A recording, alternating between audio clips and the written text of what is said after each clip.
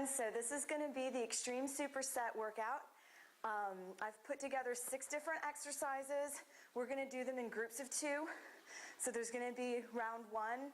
It'll be 2 exercises that we do back to back. We'll go through it 3 times. Round 2 will be 2 other exercises that we'll do back to back 3 times. And then the final round will be the last 2, more so focusing on our abs at that point, and we'll do that for time. So the first round of this Extreme Superset, we're going to do 5 pistol squats on each side, so 5 and 5, that would be a total of 10, or one-legged squats.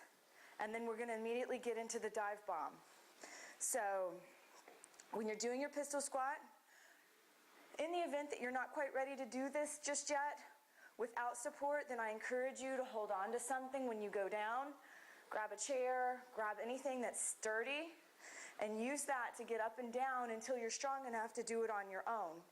When I was learning to do this, I could go halfway down, halfway up, and then I just kept pushing and pushing and pushing until I could get all the way down. And I do find that I'm stronger and more balanced on my left side than I am with my right side. So it's constant work in progress on my right side. So what you're going to do, I like to kick the stationary leg out in front of me and throw my arms out in front of me, and I bend my back in when I go down, because this is your left leg is your stabilizer, and by needing to balance your body like that, you're actually working your core. Anytime that there's a balance exercise that you do, you're strengthening your core. So we're going to go down and up. And I'm going to try to do these without losing my balance, without needing to put my other leg down for support. It makes it that much more challenging. But please do trust your body and use what you need to keep the proper form. Immediately after that, we're going to go into a dive bombing push-up, which you're not going to get in the plank. You're going to get more in this triangular position. Your feet are going to be more than shoulder width apart, and your hands are going to be a little more than shoulder width apart. And you're going to go down like you're doing a shoulder press push-up, but then you're going to slide forward.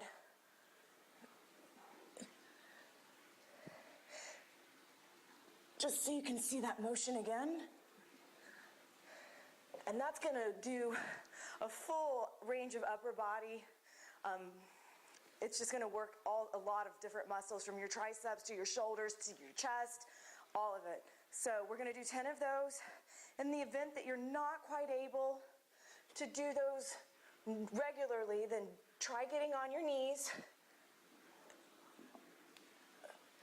The movement's going to feel a little bit different because you're on your knees. But get familiar with that slide and tilting your head up, and then you'll be able to eventually move forward and do the regular ones using your feet.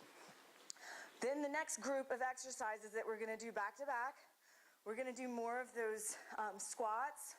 However, I'm going to be incorporating 20 pounds in each hand to give it more of a challenge. And we're gonna go down. Knees are not going to overlap our toes. You're going to swing your butt back. The dumbbells will move slightly forward. Your back straight, core tight. A lot of the weight is in my heels. So we're going to move straight into those. And then we're going to do regular push-ups. So that's going to be the plank position where you're holding your back straight. Again, your core is tight. My butt isn't one way or the other. It's as level with my body as I can get it, and a mirror is great so that you can take a peek and see how you look. And then you'll just go down and up. And again, if you're more of a beginner, you can just use your knees. But keeping in mind that no matter how you do it, you need to keep your back straight. After we finish that round for time, we'll move on to the crunch and the leg lift. So I'll be pulling my mat out for these.